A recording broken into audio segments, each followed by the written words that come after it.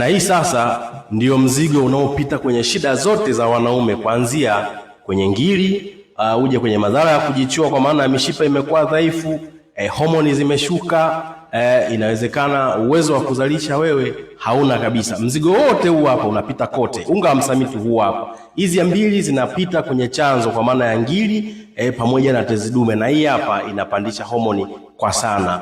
Hapa ni ofa, ukaondoe sumu na mafuta mabaya mwilini. Sasa kwenye dalili za ngiri ndo zile zile. Unaamka asubuhi jogoo haliwiki.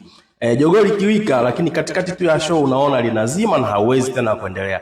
Tumbo lako huwa linaunguruma na inawezekana unapokwenda chooni wewe huwa unatoa hewa peke yake.